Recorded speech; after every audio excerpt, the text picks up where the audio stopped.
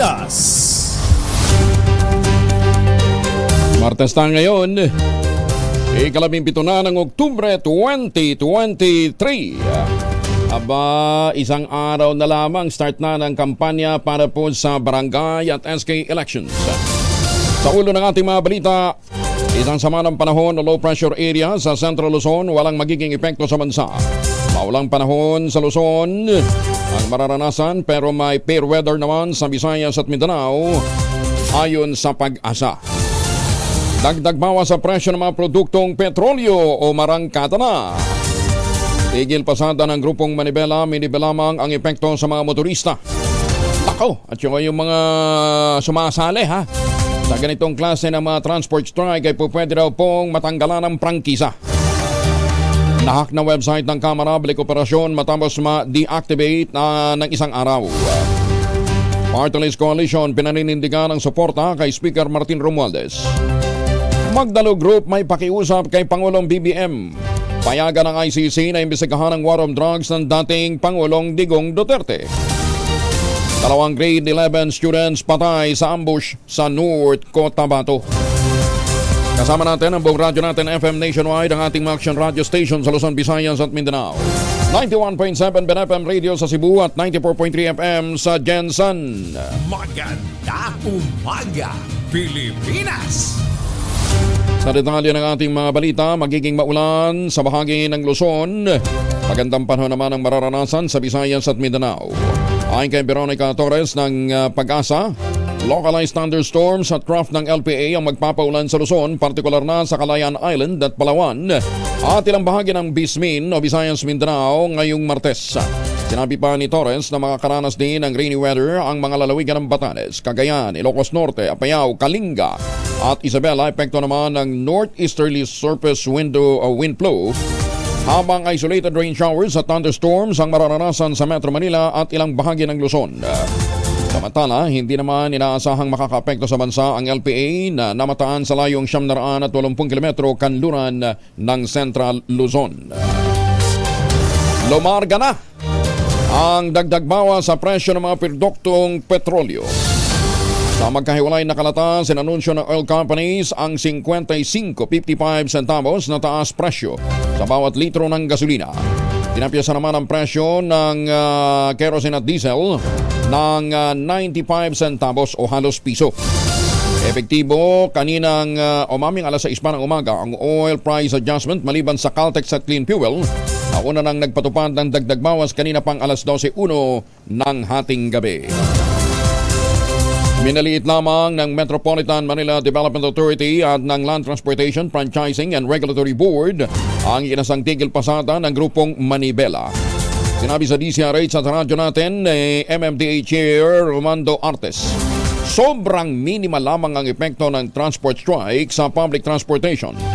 Tinawag niyang exaggerated ang sinabi ng grupong Manibela na higit sa 2,000 ang nakiisa sa nationwide tigil pasadang hapon.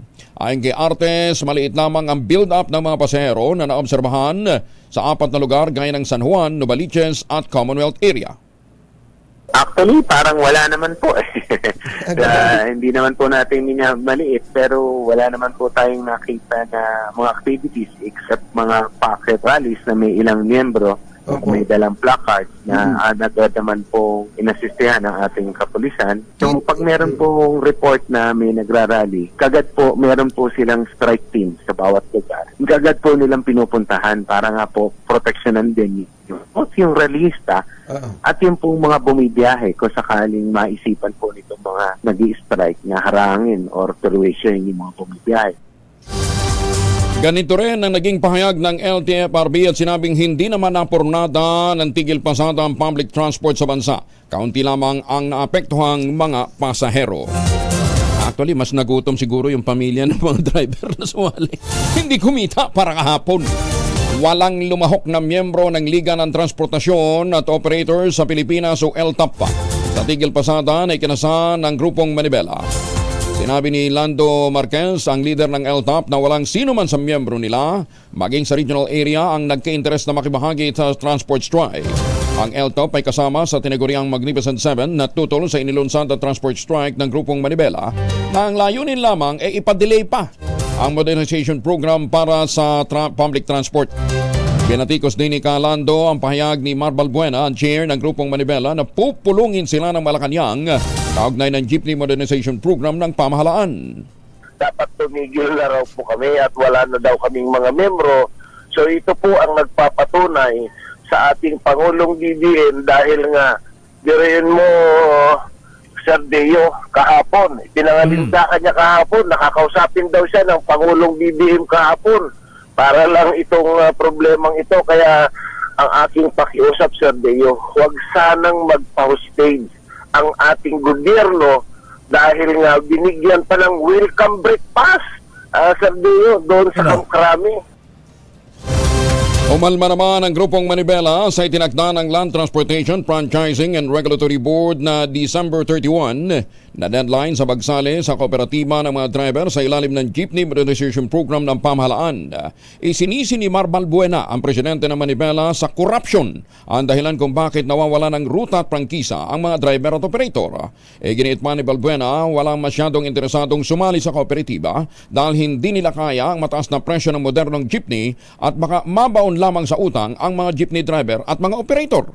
Yung deadline po na December 31, mabigat po ito sa amin, Sir Deo, na Yung para press kaming out? may cancer, may taning na kami sa December 31. Naku, So, yan. yun po ang mabigat para sa atin. Hindi ho kami tinatantanan nitong deadline na to. Kaya pala may deadline na, Sir Deo, o ikaw, Sir Deo, hanggang 31 ka na lang, wala ka ng ruta. Paano pa natin mapapanitili po yung ruta namin? Kaya pala, dahil may korupsyon. Paano pala hindi kami mati-face out? Paano kami mabibigyan ng... kaya pala pini-face out kami? Pwede pala silang magbigay ng ruta at prangkisa sa iba na may SOP. Di po ba? Plano naman ng MMDA o Metropolitan Manila Development Authority na kanselahin ang pag-iral ng window hour ngayong Christmas season. Sa panayam ng DCRH at ng radyo natin kay MMDA Chair Attorney Don Arte, sinabi nito na pag-uusapan muna nila ang panukala dahil kapag panahon ng holiday rush, asahan talaga matindi ang traffic sa mga lansangan. Paliwanag pa ni Artes, kapag natuloy ang pagsuspende sa window hour, magiging maghapon ang number coding scheme sa Kalakhang, Maynila. Pinag-aaralan po namin kung bibigat po talaga yung daloy ng traffic sa mga darating na araw habang lumalapit yung Kapaskuhan. Baka isuspend po namin yung window period. Wala pa pong definite date yung implementation, if ever. Magkukonsulta pa rin kami at i-observe muna po natin sa mga darating na araw. Nagbanta naman ang Land Transportation, Franchising and Regulatory Board kakanselahin ang prangkisa ng mga tsuper na nagtitigil pasada. Ayon kay LTFRB Technical Working Group Chief Joel Bulano, nagsasagawa na sila ng motopropyo investigation sa mga POJ operator na nakiisa sa transport strike. Idinin ni Bulano na obligasyon ng mga franchise holder na pumasada para pagserbisyohan ng mga pasahero. Kasadong mag-issue ang LTFRB ng show cause order sa mga tsuper ng jeep at ipaliwanag ang kanilang panig. Desidido naman ang liderato ng Kongreso na papanagutin ng mga responsable sa hacking ng kanilang official website noong Linggo na nabawi na rin kahapon at nagbalik operasyon matapos ma-deactivate ng isang araw. Ayon kay House Secretary General Reginald Velasco, kailangang matukoy at makasuhan ang responsable rito at patuloy silang nakikipag-ugnayan sa mga kinaukulan para maparusahan ang mga nasa likod nito. Matatandaan na noong Linggo na hack ang website ng Kamara na URL congress.gov.ph at makikita ang mensaheng you've been hacked, have a nice day. Kalakip ang guhit ng isang lalaking tumatawa. Bahagi rin ang mensahe ang katagang Happy April Fools. Kahit October pa lamang hack by Three Musketeers, so October 15 October 2023, 11:31:24 AM. Tiniyak ni Velasco na ginagawa na ng Kamara ang lahat ng pag-iingat at pagpapalakas ng depensa kontra sa mga cyber attackers. Muli namang nagpahayag ng suporta ang Party List Coalition na pinamumunuan ni Ako Bicol Party List Representative Elizaldo Co kay House Speaker Martin Romualdez. Ayon sa Party List Coalition, naging maayos ang pamamalakan ni Speaker Romualdez kaya't maraming nagawang batas ang Kamara. Sinabi pa ni Ko na inilagay na Romualdez sa tamang panig ang kasaysayan ng mababang kapulungan ng manindigan ito na ilipat ang 650 million pesos na confidential funds sa Office of the Vice President at Department of Education na kapwa pinamumunuan naman ni Vice President Sara Duterte. Ayon pa sa Party List Coalition, sa ilalim ng guidance and inspiration ng House Speaker, naabot ng Kongreso ang pinakamataas na approval rating sa kasaysayan ng Kongreso at nagawa nitong respetado ang institusyon. Ang manifesto ng suporta ay nilagdaan ni Ko, ulo ng Party List Coalition, ni GP Pajernos, Vice President for Operations, Bong Tebes, Vice President, Angelica Natasha Co, Secretary General, at Raymond Democrito Mendoza, Deputy Speaker. 13 minuto na makalipas ang alas 4 na umaga. Muli naman binuhay ng Magdalo Group ang panawagan sa Marcos Administration na payagan ang investigador ng International Criminal Court o ICC na magsagawa ng investigasyon sa bansa kaugnay na madugong drug war ng dating Pangulong Digong Duterte. Ginawa ni dating Senador Antonio Trillanes III, National Chair ng Grupong Magdalo, ang panawagan kasunod ng pag-amin ng dating Pangulo na ginamit niya ang confidential at intelligence fund para magsagawa ng extrajudicial killing sa kanyang mga constituents sa Davao City noong ito'y alkalde pa ng Davao. Si Trillanes ay isa sa mga orihinal na naghain ng kaso laban kay Duterte sa ICC noong 2017. Ayon pa sa dating senador, bilang isa sa mga orihinal na nagfile ng kaso sa ICC, nasaksihan nila at nadokumentohan ang barbaric actions ng nakarang administrasyon, gayon din ang trauma at hirap na dinanas ng libo-libong biktima ng drug war ng Duterte administration. Pinuri naman ni Surigao del Sur o Surigao del Norte Representative Robert H. Barbers ang bloodless war ng Pangulong Bongbong Marcos kontra sa kalakalan ng illegal drugs sa bansa. Ayon kay Barbers, ang pamamaraan ng administrasyon ay napatunayang epektibo. Nakakuha ng suporta at tiwala mula sa publiko sa paglaban sa illegal drugs. Ito ang dahilan kung bakit dumarami ang nakikipagtulungan sa mga otoridad upang magparehab ang kanilang mga kaanak na mga drug user at mahuli na rin yung mga drug lord. Nanawagan naman si Barber sa mga law enforcement agency na ipagpatuloy ang pagganap ng kanilang tungkulin. Palagi ang isaisip ang mapayapa, hindi bayolenteng paraan ng kampanya laban sa ipinagbabawal na gamot. Hililing din ni Barber sa mga opisyal ng lokal na pamahalaan at mga barangay tumulong sa pagbabantay sa kanilang mga teritoryo upang mampuksa ang problema ng illegal drugs. Sa pagdinig ng kanyang komite, pinuri ni Barbers ang PIDEA, ang NBI, ang PNP Drug Enforcement Group, ang Bureau of Customs sa kanilang matagumpay na operasyon kontra illegal drugs. Magandang umaga sa mga Pilipino dyan sa Australia. Magandang umaga din po sa mga suki natin sa Hong Kong at Taipei. Patay ang 2 grade 11 students sa ambush sa Pikit, North Cotabato.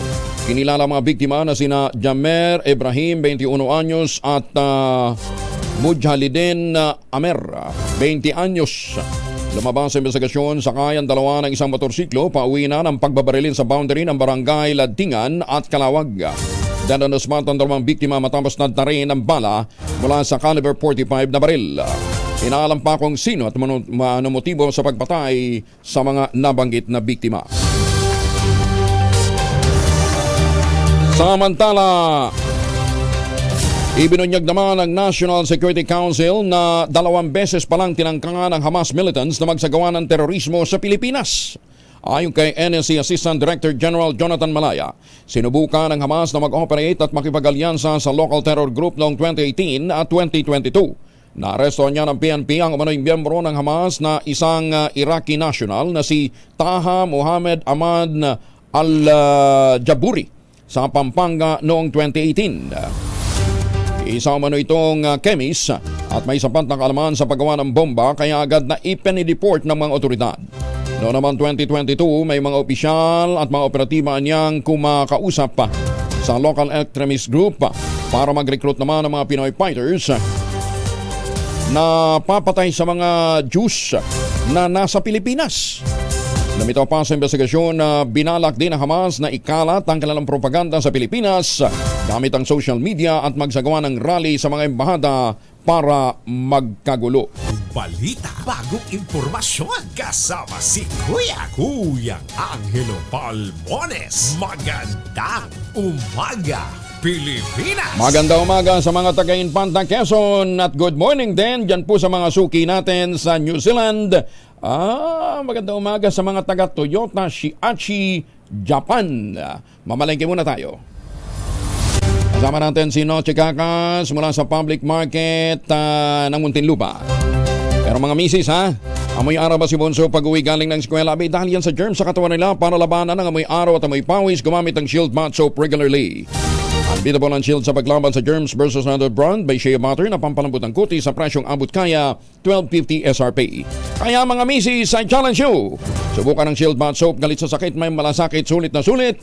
Pagkatapos ninyong mamalengke sa Muntinlupa Public Market, mag-shower gamit ang Shield Bath Soap. Noche, anong latest dyan? Mayong buntag, kaya Angela, narito na ang presyo ng mga pangunahing bilihin dito sa Muntinlupa City Public Market. Unahin ko yung bangus, Kuya Angel, 190 ang kilo, yung tilapia 150 habang ang galunggong 240 ang kilo. Yung beef frank naman dito, Kuya Angel, 420 ang kilo, yung beef brisket 380, kasim 290, liempo 330, at ang whole chicken 175 ang kilo. Isama na rin natin yung itlog, yung medium size sa Kuya Angel, 7 pesos. At ang ampalaya, 90 pesos ang kilo. Yung sita, 100. Pechay native, 70. Kalabasa, 65. Yung talong, 80 pesos. Habang ang kamatis, 100 ang kilo. Kayo naman ay naghahanap ng cabbage. Isama ko na rin, 160 ang kilo. Yung carrots naman, 150. Habang ang baggy beans, ay yung habichuelas, yung tinatawag na baggy beans, 90 pesos. White potato, 220. Ang pechay bagyo, 120. At ang sayote, bumaba, nasa 45 na lang ang kilo. Sibuyas sa pula, yung local, 130 ang kilo. Garlic imported, 130. Habang ang luya, 150. Isama ko na rin siling labuyo na hanggang ngayon ay napakataas pa rin ang kilo. 500 ang siling labuyo.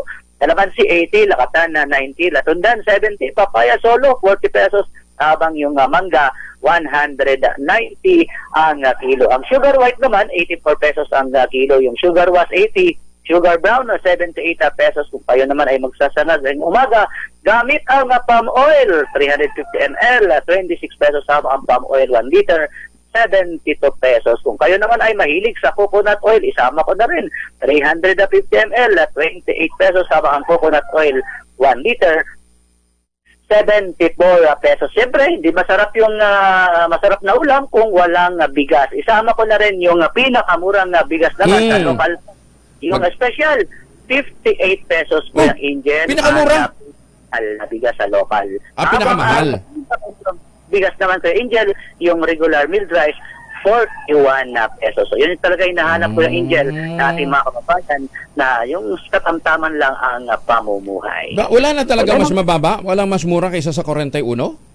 Wala Ito talaga. Regular milled rice na po yung Angel Ganun? Yung presyo ng bigas. Simula noong nagsiling price sa ceiling na po yung Angel, imbis na iba, nasa 40 pesos, iginawa na rin ng 41. O nga naman. Sabi, yun dapat ang presyo. Yun ang presyo dapat sa bigas. Sige. Okay, balik sa'yo, Angel. Maraming salamat. Dagang salamat, Noche Cacas. Si Noche Cacas live mula sa Muntinlupa Public Market. Magandang umaga, Pilipinas. At kung ano man po ang lakad ho ninyo ngayong araw nito, huwag kalimutan, para po sa mga chikiting natin, pagbaunin po sila ng family alcohol. Dalawang formulation ng family alcohol na pwede nating pagpilian, proteksyon, laban po sa mikrobyo. Yung family, 70% isopropyl alcohol, especially prepared for clinics, hospital, pharmacies, laboratories. Pero okay din po yan sa mga households. Very effective sa disinfection at sterilization. Ganyan po ang bagsik ng family, 70% isopropyl alcohol. Maghapon man yung gamitin, no problem. Hindi po manunuyo ang inyong mga kamay dahil meron po itong moisturizer. May mabangong family rubbing compound diborub alcohol naman. Ito po yung isopropyl alcohol na mabango na ginagamit ng mga masahista, mga barbero, mga doktor, mga nurse, mga kumadrona for sponge bathing and other cleansing purposes. Family rubbing alcohol parang DCRH subok na sa mahabang panahon, mabibili sa namang butik at convenience stores nationwide. Family rubbing alcohol hindi lang pampamilya, pang sports pa. Bagong balita, bagong impormasyon. Kasama si Kuyang Angelo Palmones. Magandang umaga, Pilipinas. Teka muna, 2,000 ang naghihintay na premyo ng Mahiwagang Tunog. Mahiwagang tunog. Ayan, kinakailangan galingan ho ninyong paghula, ha? Ito na po ang ating Mahiwagang Tunog, nagkakahalaga ng 2,000 piso. Ayan.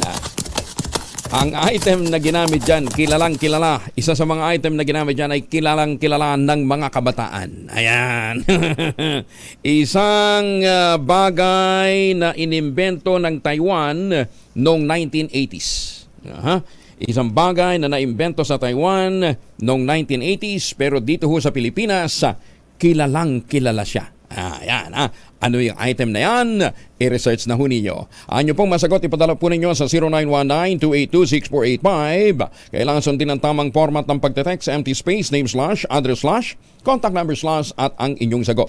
Isang beses lamang maaari mag-text sa ating text line gamit ang inyong mobile number. Ang isang clue pa pala. Sige, dagdagan natin kasi medyo mahirap yun. Ang daming imbensyon galing sa Taiwan noong 1980s. Kadalasan, ito po ay malamig.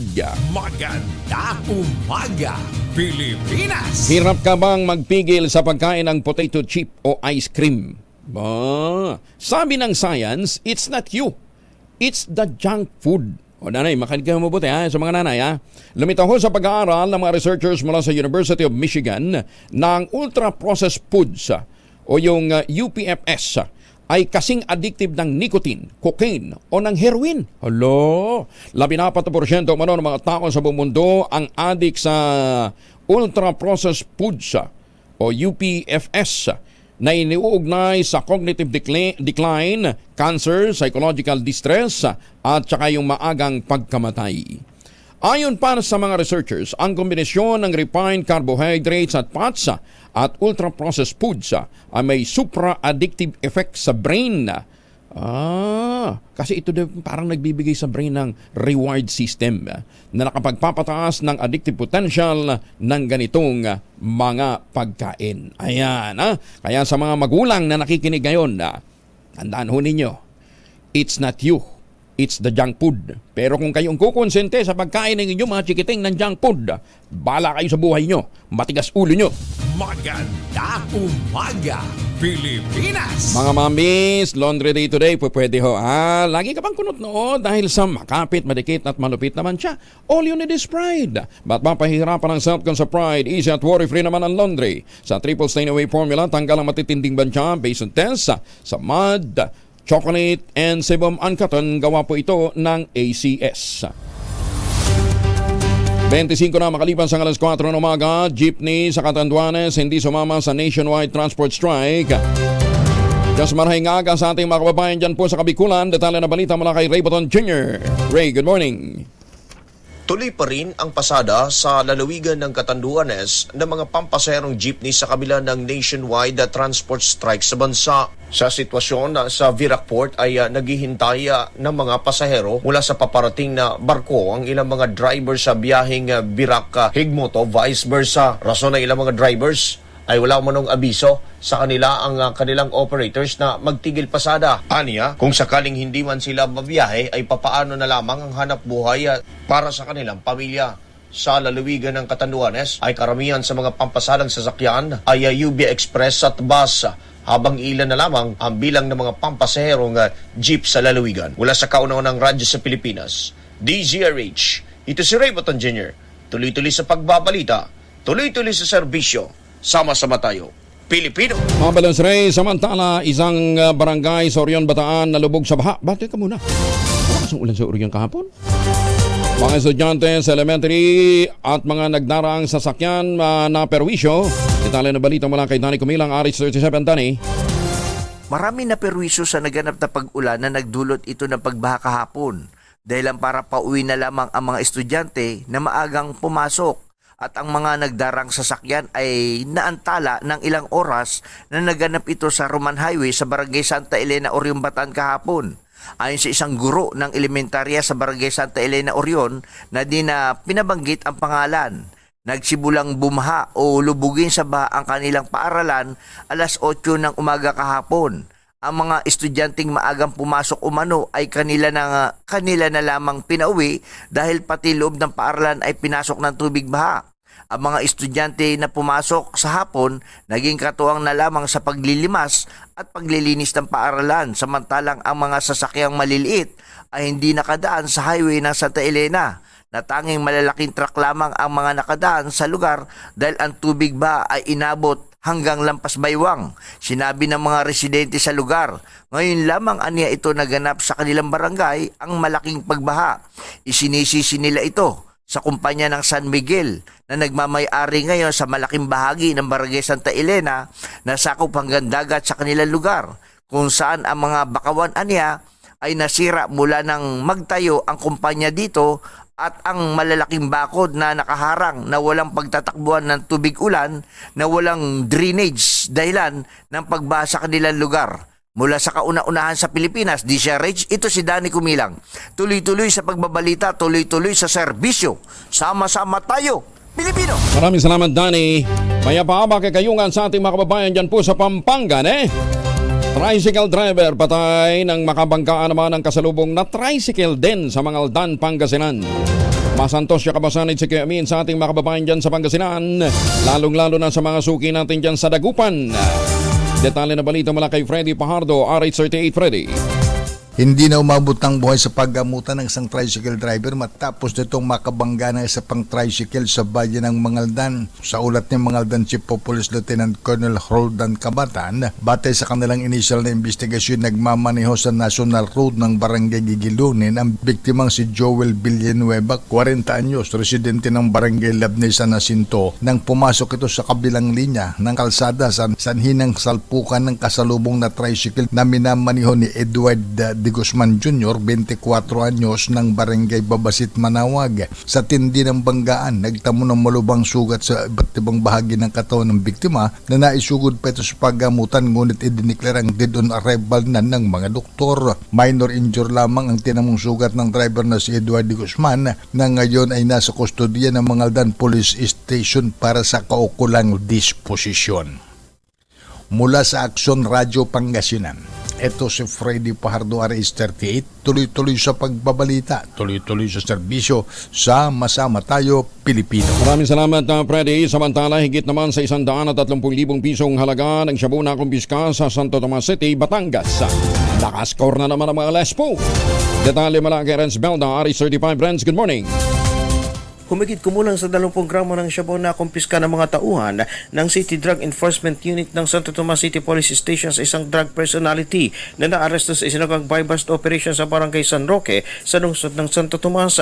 Ayon sa report, bandang alas 6:20, huli sa akto ang suspect na si alias Lester, 21 anyos, ng Tanawan City habang nagbebenta ng shabu sa asset na ginamit ng mga otoridad. Nakumpiska mula sa naturang suspect ang 4 na plastic sachet na may timbang na humigit kumulang 20 gramo na nagkakahalaga ng 136,000 pesos, budal money na nagkakahalaga ng 10,000 pesos at isang motor. Nasa kustodiya na ng Santo Tomas City Police Station ang naarestong suspect at naharap sa kasong paglabag sa Republic Act 9165. Para sa kauna sa Pilipinas, TCRH, ito si RH35 Renz Belda. Tuloy-tuloy sa pagbabalita, tuloy-tuloy sa serbisyo, sama-sama tayo, Pilipino. Maraming salamat, Renz. Magandang umaga din kay Mayor Sen Mendoza ng Talisay, Batangas. Ay, Governor Lodo Mandanas, kumusta ka na?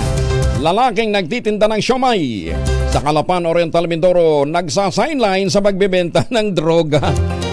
Loko ko pala ito, no? Sigaw pala nito, siomay, shabu. Siomay, shabu. Detalye ng balita mula kay Don Sorotorio. Don, good morning. Magandang umaga. Huli sa illegal na droga ang isang siomay vendor sa Calapan City matapos ang isagawang buy-bust operation sa Barangay Lalud noong nakaraang Oktubre 12. Sa report ng City Police, ang hindi na pinangalan ng suspect ay nasa 33 years old at residente ng Barangay San Antonio sa nabanggit na lungsod. Inaresto ang suspect matapos mabilhan ang pinaghihinalaang shabu ng isang police pusher buyer sa halagang 500 piso. Matapos nito, nakakumpiska ang mga otoridad ng 6 pang sachet ng pinaghihinalaang shabu na may estimated market value na 9,316 pesos. Kumpiskado rin ang 500 pesos na blottered money, food cart kasama ang motorsiklo nito at iba pang parapernalya. Nasa kustudiya ngayon ng Calapan City Police ang suspect habang inihahanda ang kasong isasampa dito sa paglabag sa Republic Act 9165 o Comprehensive Dangerous Drugs Act of 2002. Mula dito sa 96.9 Radyo Natin Calapan City Oriental Mindoro. Ako Don Soratorio. Kasama mo sa pagbabalita at serbisyo. Sama-sama tayo, Pilipino. Mabalos, Ray. Ay, hindi, Ray. Si Don Saratorio ba rin? Mabalas, Don!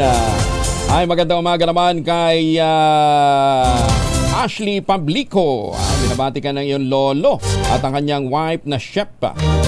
Yan po sa North Caloocan.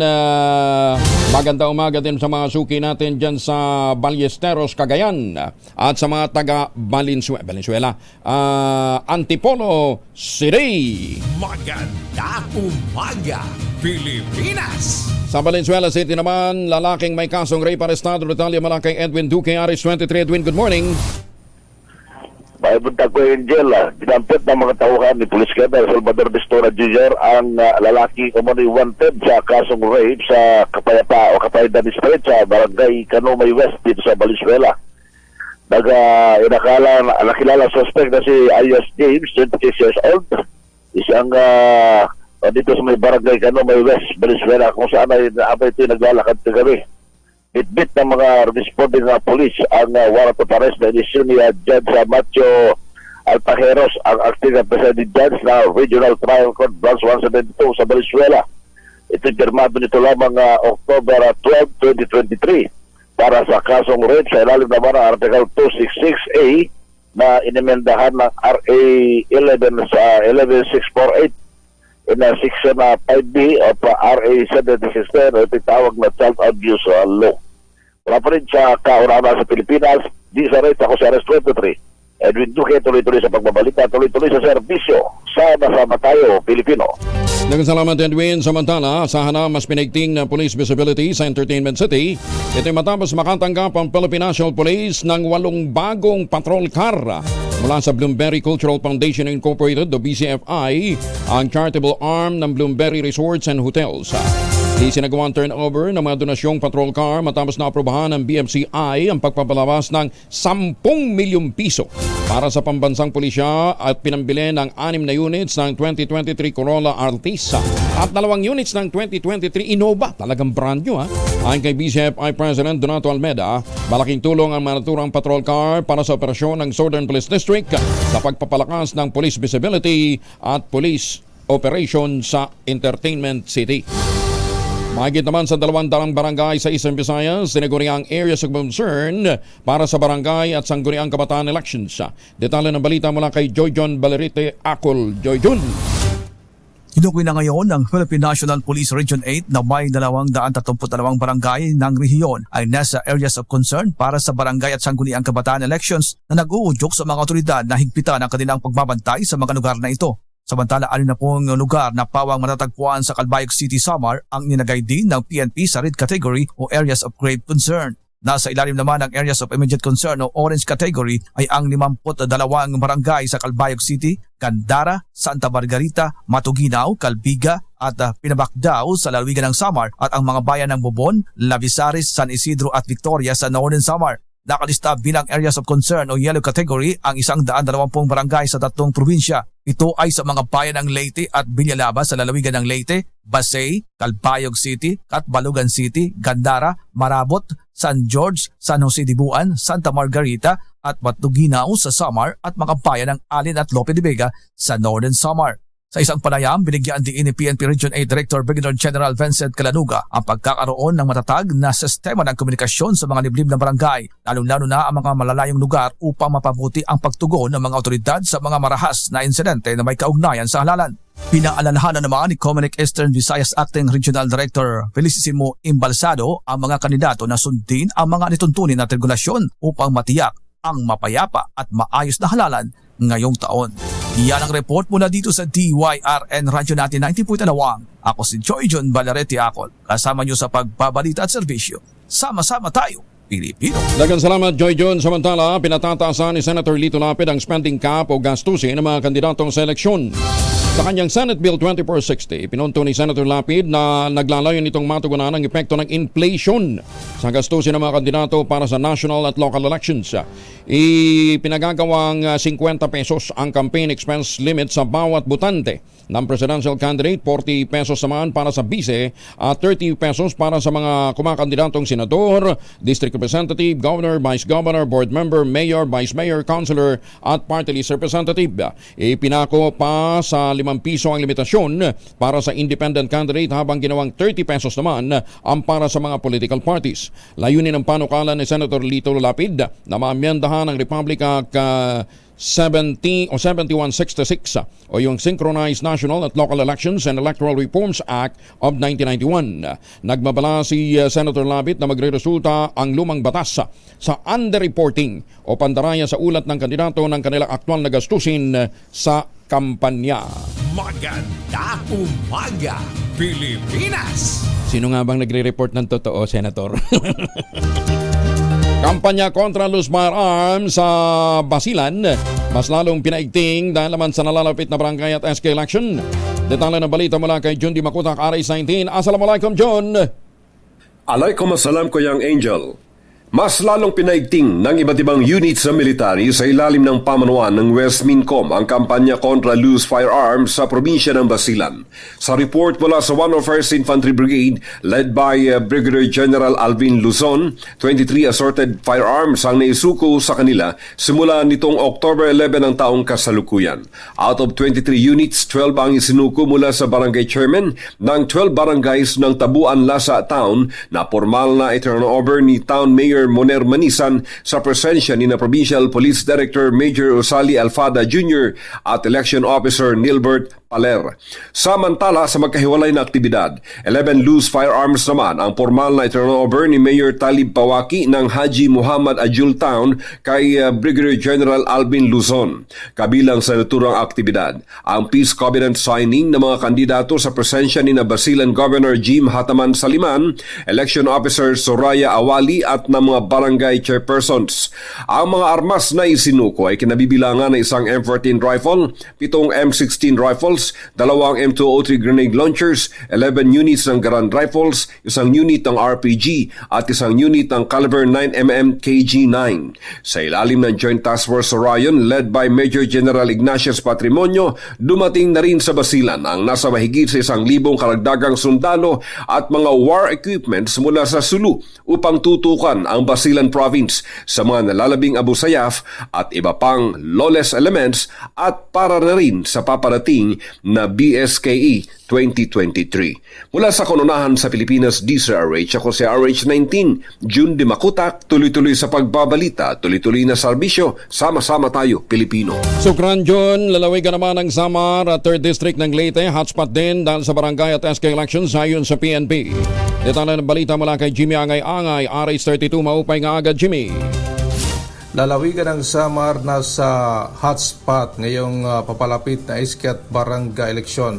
Ito ang sinabi ni Police Regional Office 8 Deputy Regional Director for Operation, Police Colonel Salvador Alakyang. Ayon kay Colonel Alakyang, nagpakalat na sila ng karagdagan na 600 na personnel para magpigil sa mga krimen na posibleng mangyari.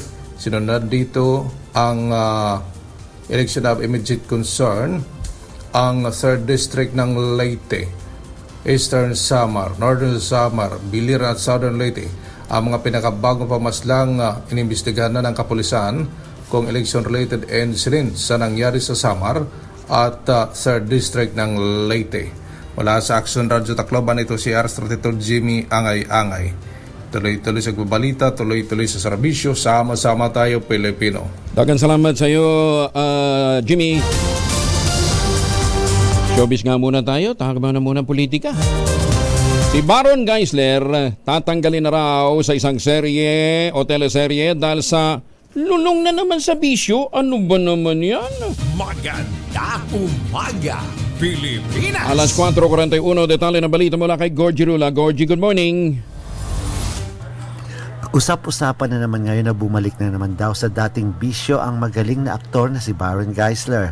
Ilang beses nang natigil sa pagtatrabaho itong si Baron dahil sa nagparehab ito, pinagpahinga at iniwasan siyang makatrabaho dahil sa pagkalulong nito sa alak. Iba ang ugali niya kapag nalalasing na madalas ay nadala niya ito sa trabaho at minsan ay nasasangkot pa sa gulo. Pagkalipas ng ilang taon ay muling binigyan siya ng pagkakataon dahil sa galing naman niya sa pag-arte.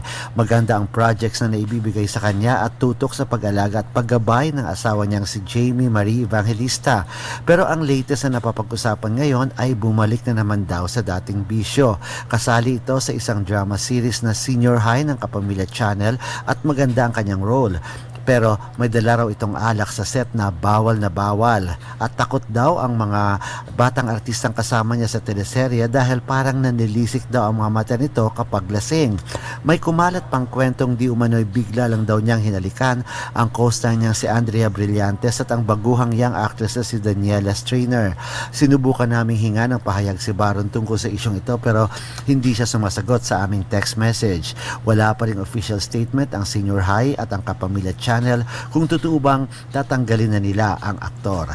Yan na lang ang ating abangan mula sa kauna-unahan sa Pilipinas, DZRH. Ito po si Corky Rula, tuloy-tuloy sa pagbabalita, tuloy-tuloy sa serbisyo, sama-sama tayo Pilipino.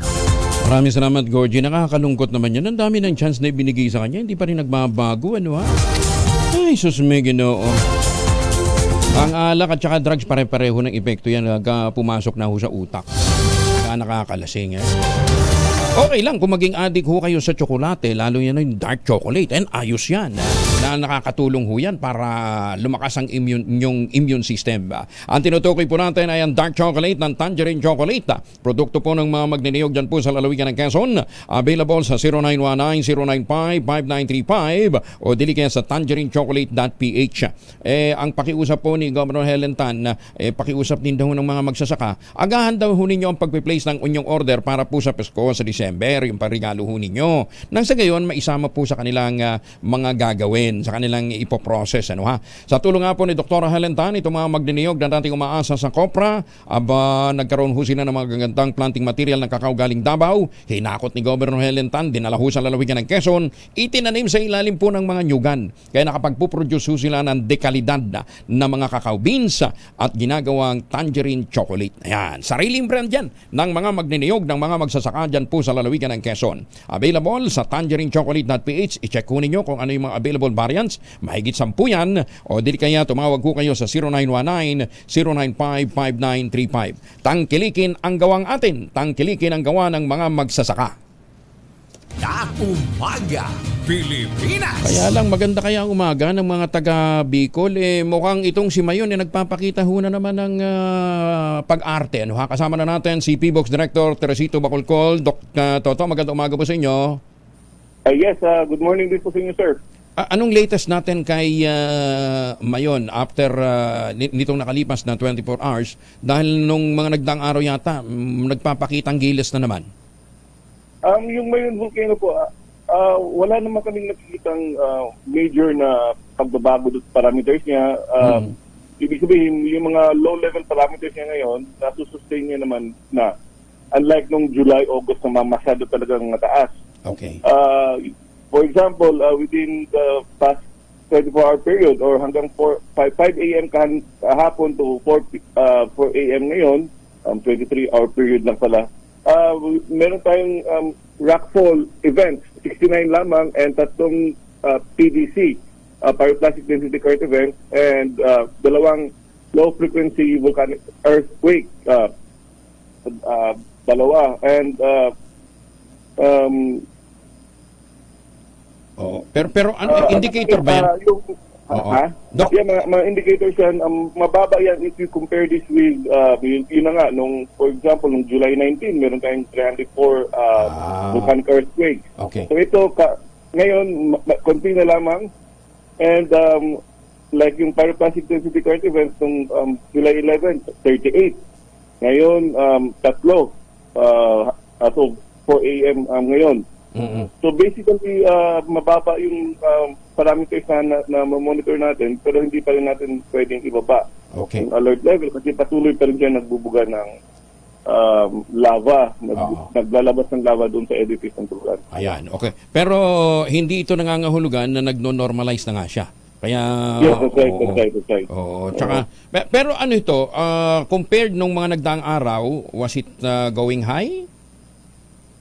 Hindi naman bumababa pa nga eh. Bumababa pa. Okay. That's a good news. Ano, ha? Kasi siyempre, yung ating mga kababayan doon, pagka sinasabing nadagdagan yung pyroclastic, yung activity ng bulkan, kinakabahan. Di ba? Alam naman natin na pagka ganitong mga panahon, pinaghahandaan na natin kapaskuhan. Di ba? Sana tuloy yung mag-normalize na ito. Si Taal, kumusta? Taal Volcano naman is kahapon nakapagtala kami ng around 7,560 tons per day of sulfur dioxide. Medyo elevated to, pero wala tayong bagman na form kasi malakas yung hangin. Okay. Yung magandang development. And for between 5 a.m. nung October 15 to 5 a.m. kahapon, wala tayong italang earthquake for 13 days na since October 3. Although 5 a.m. kahapon to 4 a.m. today, 4 p.m. pala kahapon, meron tayong mga mangilan-ngilan na lindol. Pero for 13 straight days, wala tayong record na lindol sa Taal Volcano. Good news. Magandang development yan. Thank you, Director Toto. Medyo na-apis. Alam niyo naman mga kababayan natin, pag may mga ganyang pagpapakita ang bulkan, nakapagdudulot ho ng pangamba sa ating pong mga kababayan, na lalong-lalo na dyan ho sa paligid ho ng Taal at saka ng Mayon.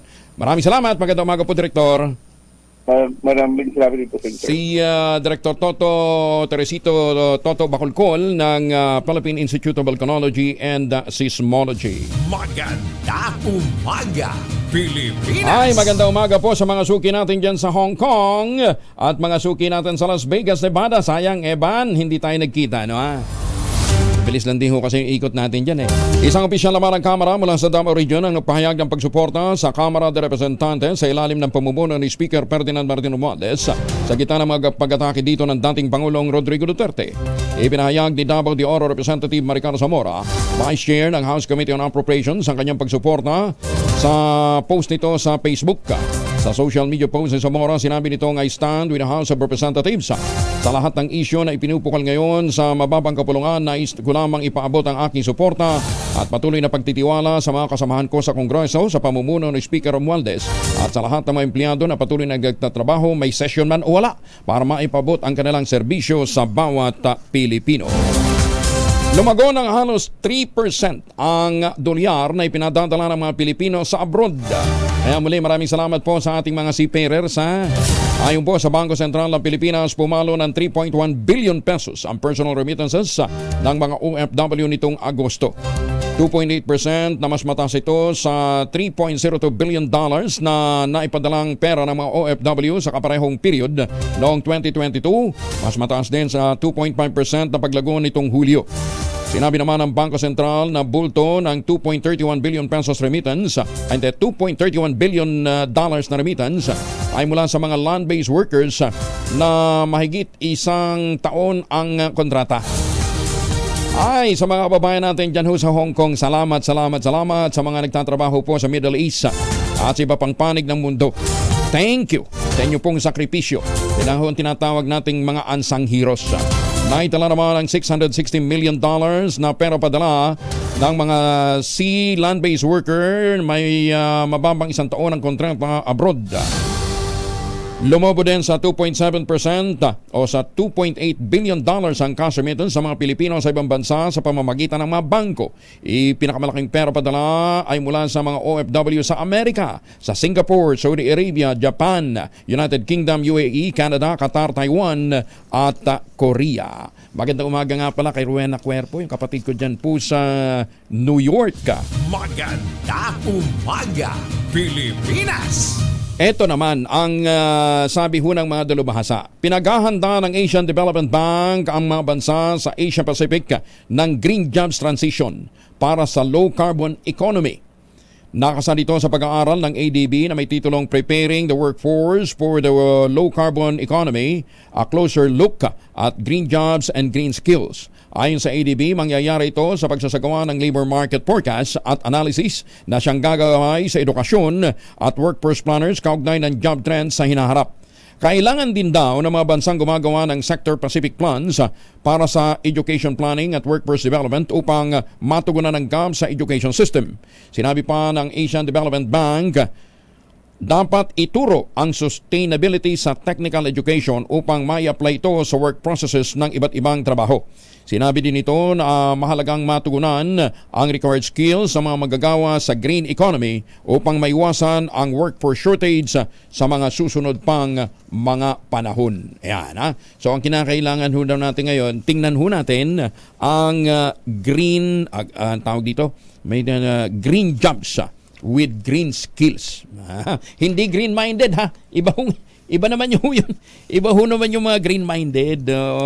Yung mga damatans yung sana kung ano-ano mga iniisip. Bagong balita, bagong impormasyon. Kasama si Kuya Angelo Palmones. Magandang umaga, Pilipinas!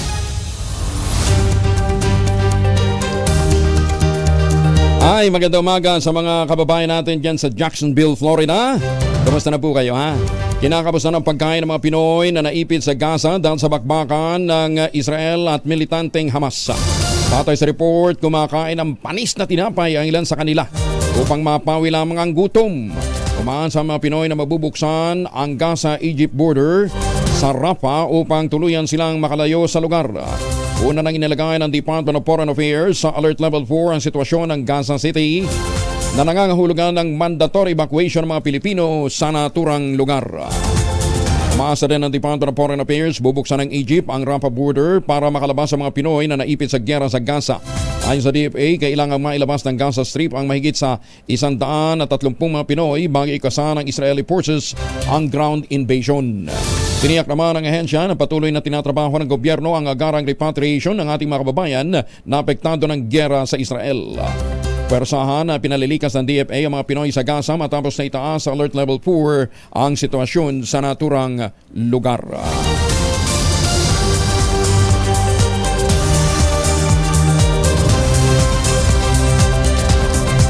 Oras mo na sa buong kapuluan. Sandali, ha? Wala yung listahan ko rito ng mga reports pa. Ay, parang nagiging ano tayo ngayon, ano ha? Asan ba yun, Nali? Nangawala yung ibang mga reports dito. Malo. Parang kulang yata tayo ng energy ngayon sa pag-arap. Sandali. Ito na lang, hanapin ko muna. Ay, nako, sa mga napapagod ho, kahit kasusimula pa lamang ng araw, kulang ng energy. Pagpasok ho ninyo, parang gusto nyo na kagad umuwi. Kinakapos ka ng hininga, madalas mapagod. Tapos pagharap mo pa ng salamin, ang dami mong tigyawat, kulang ka ng glow. Ang problema ho dyan, stress ho kayo. Ayan, kulang ng tulog. At baka marami hong iniisip ng mga problema. Maraming utang. O kaya problema sa love life. Ayon po sa pag-aaral ng sleep deficiency o puyat at stress, ang isa sa dahilan kung bakit nagkakaroon ng sakit sa puso, hypertension, diabetes, stroke, obesity, poor sexual performance at depression ang isang tao. Puyat din ang dahilan ng aksidente at madalas na posibilidad ng bumagsak ka. Para ka nawawala ng balance ba? Kaya kinakailangan mo ng sapat na tulog. Hindi lang sapat na tulog kundi magandang tulog para magkaroon ka ng magandang gising. Ayan. Diyan ho naman nakakatulong sa atin itong postbiotic food supplement, kauna-unahan ito sa Pilipinas, na Ultabayo. Ang Ultabayo po ay nagtataglay ng postbiotic ingredients na dinevelop po ng mga dalubhasa dyan po sa Japan. Rehistrado ito sa Food and Drug Administration at rekomendado ng mga doktor. Ang ginagawa po ng postbiotic o ng Ultamayo, ina-activate po ang commander ng ating immune system para malabanan ang mga sakit at infeksyon at makatulong din para magkaroon tayo ng sound sleep o magandang tulog para magkaroon ng sapat na lakas kinabukasan. Available sa Lazada, Shopee at TikTok o dili kayo makapag-ugnayan kayo sa 0917-110-6580 para po sa karagdagang impormasyon. Sa panahon ng pagbabago ng panahon, stressful na buhay, kakulangan ng tulog, kailangan natin ng kagapay. Kasangga natin ang Ultamayo. Ang Ultamayo ay nakatutulong para po lumakas ang ating o gumanda ang ating tulog. Ayun. Aha. Available po sa John's Pharmacy sa Zamboanga at dyan po naman sa San Pedro, Laguna sa Pastmed Pharmacy. Magandang umaga, Pilipinas! Mga substandard na proyekto hindi ko konsentehin ayon sa DPWH. Ba dapat lang? Detalye na balita mula kay June Pagotao ng radyo natin San Jose Buenavista sa Antique. June, may ngaga? Ipinahayag ni Antique DPWH District Engineer Mark Anthony Alejo na hindi nila kukonsintihin ang anumang mga proyekto na substandard ng mga contractors ng DPWH Antique. Ayon kay Alejo na ito ay makapanayam ng radyo natin 91.7 FM na habang siya ang nakaupong district engineer ay hindi niya papayagan na may mga substandard na trabaho sa kanyang nasasakupan. Ilan dito ay ang mga kalsadang ilang taon palang ginawa pero ginigiba na at pinapalitan ng bago. Isa pa na hindi papayagang mangyari ng opisyal na bubutasin lang ang kalsadang ng mga contractors, iiwanan at babalikan pagkatapos ng ilang mga buwan bago gawin. Sabi ni Alejo na mahigpit niyang ibinibilin sa mga construction engineers na bantayang mabuti ang mga contractors at iutos na gawin agad ang mga kalsada kung ito ay naumpisahan ng bungkalin. Kaugnay dyan, ipinahayag pa ni Alejo na meron na silang 31 proyekto na nakompleto na para sa taong ito ng 2023 at may 74 pa na mga kasalukuyang ginagawa. Balita mula sa 91.7 Radyo natin San Jose Antique. Ako si June Pagutaw. Kasama mo sa pagbabalita at serbisyo. Sama-sama tayo, Pilipino. Damang salamat, John. Samantala, hinimok naman ang mga leader ng Supermajority Coalition sa Kamara ang dating Pangulong Digong Duterte magsampa ng kaso sa halip na magparatang ng walang ipinapalabas na ebidensya laban sa mga institusyon na sumusuporta sa kanyang administrasyon. Nagkapit-bisig ang mga leader ng lahat ng partido ng Kongreso sa pagdepensa sa imahe ng mababang kapulungan na nadungisan naman ng paratang ng dating Pangulo na mayroon pa ring pork barrel na matagal nang pinagbawal ng Korte Suprema. Binanatang kasi ni Digong ang Kamara matapos itong ipagtanggol ang anak na si Vice President Sara Duterte sa paggamit ng 125 million peso confidential fund noong 2022.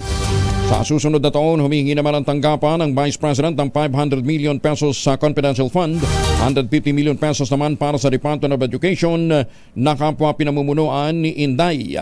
Ang Super Coalition sa Kamara binubuo ng Lakas CMD, Nationalist People's Coalition, Nationalista Party, National Union Party, PDP Laban, Party List Coalition Foundation at iba pa. Maharlika Investment Fund, ibinida naman ng Pangulong BBM o ibibida pa lang ni Pangulong BBM sa Saudi Arabia. Detalye ng balita mula kay Let Narciso, Irish 14. Let, good morning. Ipipresenta ni Pangulong Ferdinand Marcos Jr. ang Maharlika Investment Fund sa kanyang biyahe sa Saudi Arabia.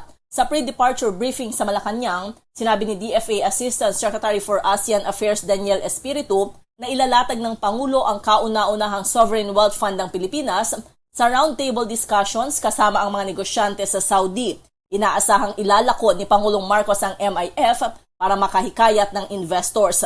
Una nang tinaya ni Finance Secretary Benjamin Jokno na mauumpisahan ng Maharlika Investment Corporation ang investment activities nito sa first quarter ng susunod na taon. Pero target na maging fully operational ang Maharlika Investment Fund bago matapos ang 2023. Una nang nagbigay ng mandatory contribution sa MIC ang Land Bank of the Philippines, Development Bank of the Philippines at ang Bangko Sentral ng Pilipinas para sa paunang kapital ng MIC. Para sa kauna-unahan sa Pilipinas, DZRH, ito si Let Narciso, tuloy-tuloy sa pagbabalita, tuloy-tuloy sa serbisyo, sama-sama tayo, Pilipino. Maraming salamat, Let. Samantala, binala ng isang mababatas ang Administrasyong Marcos upa oras na tuluyang ipatigil ang reclamation project sa Manila Bay. Ayon sa ekonomistang si Albay Representative Joey Salceda, sa suspension pa lamang ng mga proyekto, malaki na ang nawawala sa gobyerno. Posible niyang pumalo sa 432 billion pesos sa susunod na 5 taon ang mawawala sa pamahalaan kung hindi pagpapatuloy ang reclamation. Sinabi pa ni Salceda na nagbibigay rin ang reclamation project ng karagdagang oportunidad para sa mga trabaho ng mga Pilipino. Sinabi pa niyang standard practice naman ang reclamation sa pinakamalaki at matatagumpay na mga syudad sa buong mundo. Una rito, sinapispinde ni Pangulong BBM ang lahat ng 22 reclamation project sa Manila Bay habang sinisilip ang pagtalima ng mga kontraktor o mga nagsasagawa ng proyekto sa mga environmental regulations. Magandang umaga sa mga taga Cabiao, Nueva Ecija. Ipinagmalaki naman ni Executive Justice Pamela Ann Maxino ng Visayas Court of Appeals ang mabilis na disposal ng mga appealed cases. Ginawa ni Maxino ang pahayag sa selebrasyon ng ika-19 na taong anibersaryo ng Court of Appeals Visayas Station. Ayon kay Maxino, lumabo sa 6,379 ang mga inapilang kaso noong 2010 nang ilipat sa Cebu ang mga kaso mula sa Maynila. Pero nagawa raw nito na maibaba sa 3,960 hanggang Setyembre ng 2023 ng taong kasalukuyan. Our disposition rate, that is the rate of disposed cases vis-a-vis total number of pending cases, is 29%, while our clearance rate, which refers to the rate of disposed cases vis-a-vis new cases, is 96%. I am confident that at the end of the year, our current total disposal as of September 30, 2023 at 1,594 will still increase and will result to a higher clearance rate. Ipinagmalaki rin ni Justice Maxino na 7 sa 9 na justices ang wala ng backlog. Ibig sabihin walang kasong submitted for decision ang naiwang nakabimbin. The station's goal is met because of your dedicated service. Your devotion in finding ways and means within your office and from your own resources in seeing to it that we are able to dispose of cases efficiently and effectively. Congratulations sa mga justices po ng Visayas Station ng Court of Appeals. Bukod kay Executive Justice Maxino, binubuo ang Visayas Court of Appeals nina Justices Marlene Yap, Justice Bautista Caorpin, Justice Nancy, parang kilala ko to. Si Justice Nancy Ribas Palmones, Justice Jacinto Pajardo Jr., Justice Mercedita Ignacio, Justice Ronald Tolentino, at si Justice Rogelio Largo. Bukas ang last day para magtimpi ang mga kandidato sa barangay at SK election. A day before the campaign, kasama na natin si Comelec Chair George Garcia. Chairman, good morning. Mr. Angel, good morning po sa mga kababayan natin. So hanggang bukas na lang yung kanilang pagtitimpi. By Thursday, go, go, go. Itutuloy pa po nila yung kanilang pagtitimpi pa rin. Tuloy-tuloy na lang po kasi siyempre hindi po campaign period na, ganun na lang po nilang i-violate din yung ating mga batas. Like for example, Sir Angel, sinasabi natin pag nag-start ang campaign period ay mas magdoble po ang aming pagmamatsyag patungkol sa issue ng vote buying at siyempre yung mga illegal campaign materials. Araw-arawin po namin ang Operation Baklas kung kinakailangan. Public places po, dapat atin po siyang irespeto. Meron po tayo mga tinatawag na common postal areas.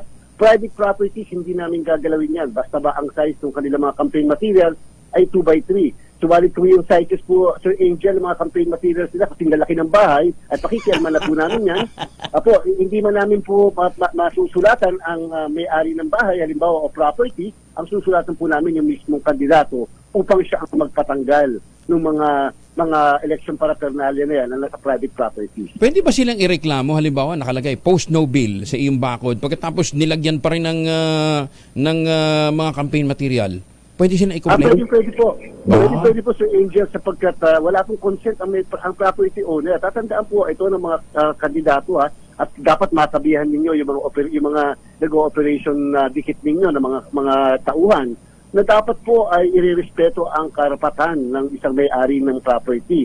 Tatandaan po na dapat may consent yung inilalagay ninyong mga election paraphernalia dahil dalawang kaso ang makakaharap nyo. May kaso na kayo sa amin, may kaso pa kayo doon sa mismo may-ari ng property na trespass to dwelling. Teka muna, sabi ho ninyo may standard size. Ang ginagawa ng iba, tama nga yung standard size. Kaya lang pinagdidikit-dikit naman. Tapos pinalitan na yung cover ng pintura ng pader. Pwede ba yun? Ang guidelines po natin, Sir Angel, 2x3 po ang size kung sakaling isang grupo yan, isang team na tinatawag, isang samahan, dapat po yung mismong pagsasama-samahin nila ay 2x3 pa rin. Ganun? Hindi ba pwedeng, 2x3 ang sa'yo, 2x3 ang sa akin, pag didikit-dikitin, hindi na po 2x3 yun. Kaso kadalasan ganyan ginagawa pagkakampanya. Ang ginagawa po nila, nagsasama-sama isang buong grupo at sinasabi kahit daw hindi 2x3 dahil dapat daw i-add mo ang lahat ng 2x3. Hindi po ganoon. Ang bawat isang poster po na ikakabit kahit magkakasama ay dapat 2x3 lamang. Pero ang pwede lang magtanggal ng mga illegal poster na yon, COMELEC o kaya yung mga deputy ho ninyo, deputized sa agency. Hindi ho yung kandidato. Wag po, hindi po kandidato. COMELEC po ang magtatanggal at syempre ang ating po mga law enforcement authorities na inauthorize po natin kasama ang Bureau of Fire Protection at ang Philippine National Police. Ang ating po ina-advise sa mga kandidato, maganda po huwag niyong tanggalin yung mga kalaban dahil yan po ang pagsisimula ng gulot away. Bayaan niyo po na ang COMELEC ang magtanggal niya. Na maganda po siguro, katulad ng ito ginawa natin doon sa premature campaigning, yung pong aming task force, kaya amin na rin pong i-authorize na siyang in charge sa illegal campaign materials at illegal posters. Yun nyo rin po ireklamo doon sa nasa website namin at kaagad namin aaksyonan yan. At kahit po walang formal na complaint, Sir Angel, ay amin na rin po kaagad na magmomoto profi po kami. Kami mismo magpapatanggal sa mga local COMELEC namin at the same time, kami magpapay ng cases. Oo. Paano yung mga, kasi ito mukhang mahirap talaga tayong i-enforce yung, yung inyong kampanya na wag namang gamitin ng mga puno na pinapakuha ng mga campaign materials. Pero sa barangay siguro, ang ating po wiring sa kanila, di subukan po nila maglagay sa puno at kami na rin po nga ang puputol sa kanila dyan pagka sa puno ang pinaglagyan po nila. Sabihin na po natin sa agents, sasabihin po nila kasi napakahigpit ng COMELEC. Maganda na po yun, alam niyo po mas magandang tayo mag-set na ng standard. Tayo po magpatupad ng maayos na halalan na hindi naman kinakailangan dudumihan natin ang paligid natin. Kung sinabi huwag maglagay sa puno, dapat huwag maglagay sa puno. Sir Angel, huwag magpapakain bago at pagkatapos ang isang campaign rally o ang isang pa-meeting. At the same time, dapat wala ang pamimigay ng mga sombrero, bowler, wala pong mga t-shirt. Kasi hindi naman po kailangan mamigay para lang kayo manligaw ng boto ng mga kababayan ninyo at kabarangay. So, sa barangay, bawal ang bawal ang bowler? Dati pa naman po talagang bawal yon, Sir Angel. Talaga? Hindi naman talaga yung pinapayagan ng ating batas. Siguro nga dahil nga naging maluwag dati o nakakaligtas yung mga kandidato. Pero ngayon po kung ano yung batas, yun na lang po ipatupad natin. Bawal ang bowler? Hindi ko na nalaman, ha? Kasi over the period, kahit nung kami kumakampanya, binibigyan kami ng bowler so, bawal pa yan. So ngayon, bawal na yan. Ulitin natin. Bawal po. Tapos hindi, pagka nagrarally, bawal ipamigay yan. Bawal po mamigay. Kung ang sinasabi nila, paano yung mga t-shirts, Sir Angel? Kunyari t-shirts na lamang. Ay papayagan po namin 5 katao kasama na yung kandidato naka-t-shirt. Pero yung maghahagis ka, mamimigay ka ng t-shirt, hindi po yan pinapayagan. Bawal din po yan. Bakit daw po pagka midterm election, okay? Bawal pala talaga yan?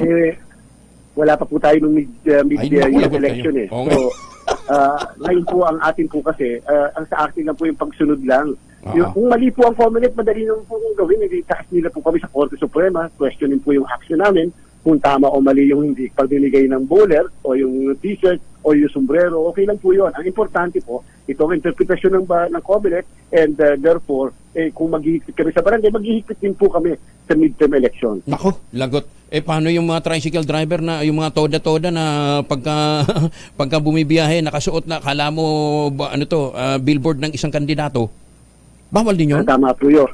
Dapat po maintindihan din kahit po ng mga ating mga giliw na tricycle drivers, pedicab drivers, na lalo na po ang tricycle drivers, di ba po sila regulated dahil sila kaya may prangkise.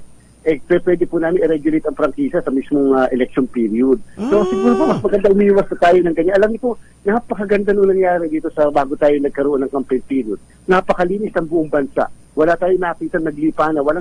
Ibang sumunod po lahat, Sir Angel.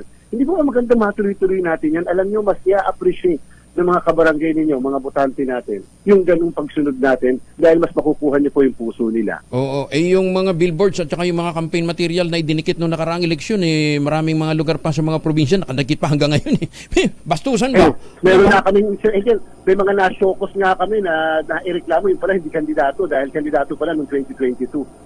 Okay. So, pati yung mga best na binibigay sa mga tanod at mga barangay kapitan, yung mga barangay tanod, yung mga nagtatraffic, bawal din pala yon?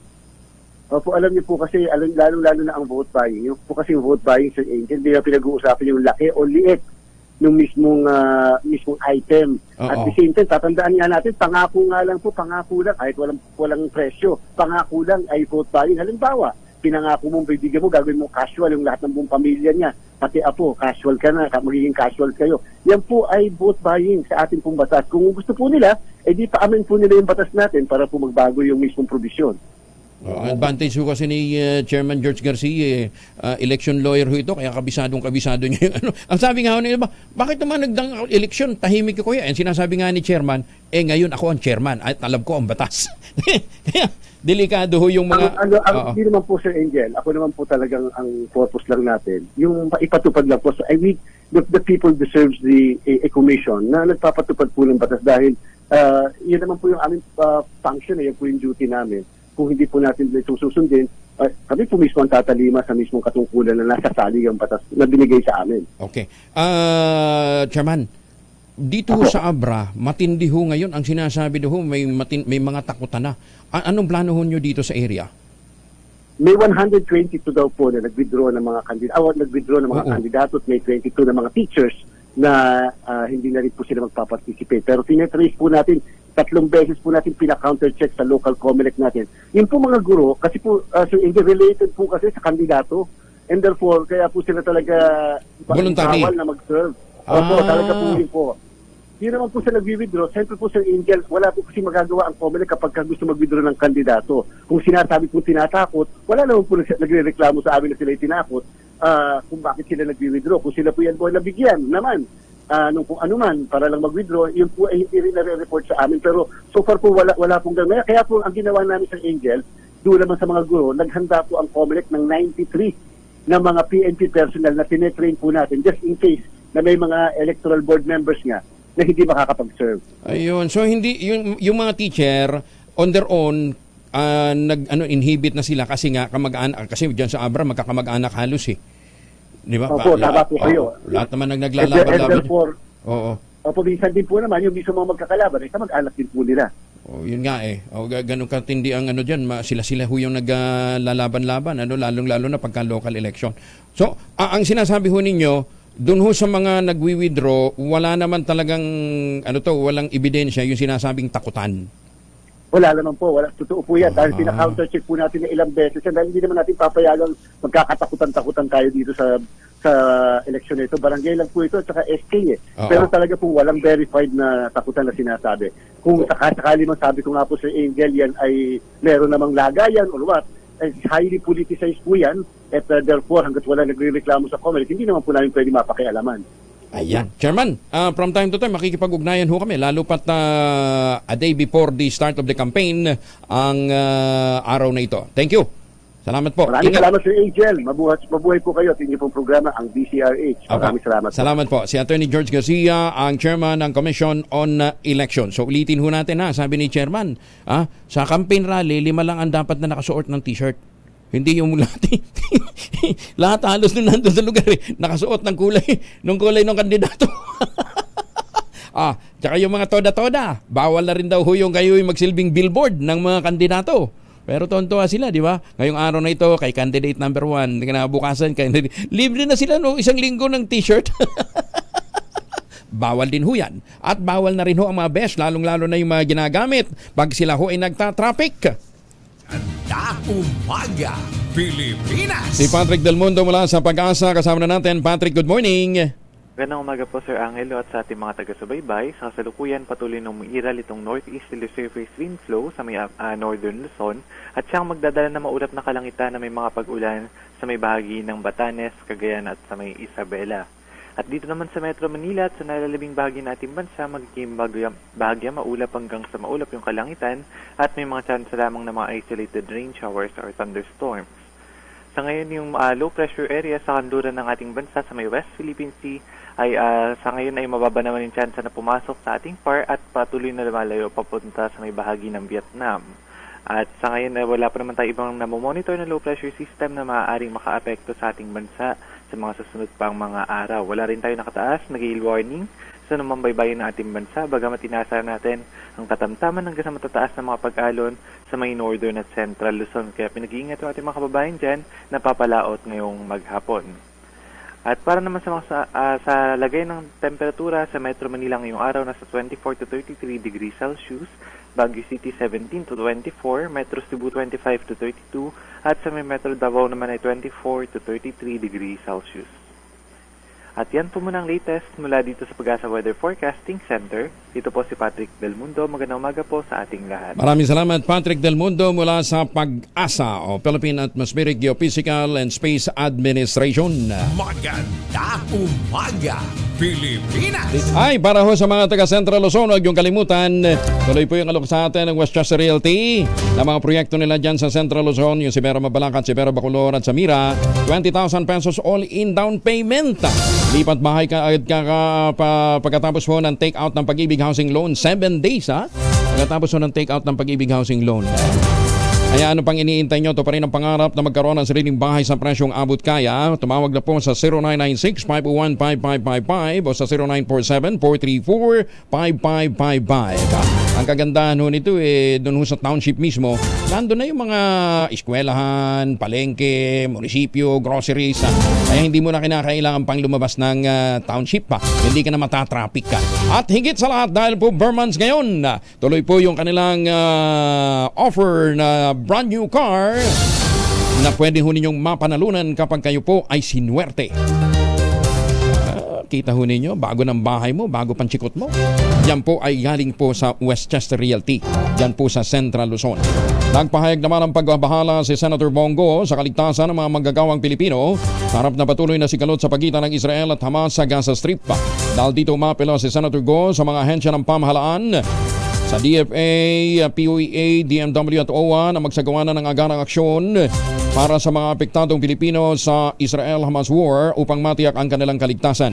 Sinabi ni Senator Go, Chairman ng Vice Chair ng Senate Committee on Migrant Workers, dapat ang mabilis at komprehensibong inventaryo ng mga apektadong OFW na maaaring maging biktima ng karahasan. Si Senator Go ang isa ho sa mga nagtaguyod ng pagsasabatas ng Republic Act 11641 na lumikha naman sa Department of Migrant Workers. Ay, magandang umaga po sa mga suki natin dyan po sa Middle East. Sunod-sunod na hacking sa mga government agency websites, iniimbestigahan na ng Senado. Detalye mula kay Raymond Dadpa sa Aris 28. Raymond. Napakadelikado sa kaligtasan ng bawat Pilipino ang mga nangyaring sunod-sunod na hacking sa website ng iba't ibang ahensya ng pamahalaan. Ito ang paniniwala ni Senador Risa Ontiveros kaya't pinaimbestigahan sa Senado ang mga hacking spree na ito. Sa ilalim ng Senate Resolution No. 829, nais ni Ontiveros na magkaroon ng investigasyon upang matukoy ang kakayahan ng gobyerno na protektahan ng mamalagang personal information ng mamamayan. Paniwala ng senador, mas marami at mas madali nang maging biktima ang ating mga kababayan ng iba't ibang uri ng cybercrimes gaya ng scam, phishing, financial fraud, extortion, blackmail at identity theft dahil sa mga impormasyon na nakukuha ng mga hackers sa record ng PNP Anti-Cybercrime Group. Para sa unang bahagi ng 2023 ay nakapagtala na sila ng 16,297 na kaso ng cybercrime. Hindi pa kasama dito ang mga kasong hindi nire-report ng mga biktima. Giit ni Ontiveros, responsibilidad ng gobyerno na pangalagaan ang lahat ng mga sensitibo at mahalagang impormasyon ng bawat Pilipino na ngayon ay nakukuha na ng mga hackers. Unang nalantad ang data breach sa mga records ng Philippine Health Insurance Corporation o PhilHealth ng Medusa ransomware. Sumunod ang Philippine Statistics Authority o PSA at ngayon naman ay ang Kamara de Representantes. Para sa kauna-unahan sa Pilipinas, DZRH. Ito si Raymond Dadpaas, tuloy-tuloy sa pagbabalita, tuloy-tuloy sa serbisyo, sama-sama tayo, Pilipinas. Maraming salamat Raymond, pero ang mas nakakahiya, yung hacking na nangyari sa website po ng Department of Science and Technology o ng DOST. Abay mantakin ho ninyo yung ahensya na dapat na may pinakamatinding cybersecurity na-hack. Ano ba naman yan? Baliktad na daw. Paano kasi ibang pinagkakabalahan ngayon ng mga opisyal doon? Kung hindi biyahe, speech. Diba?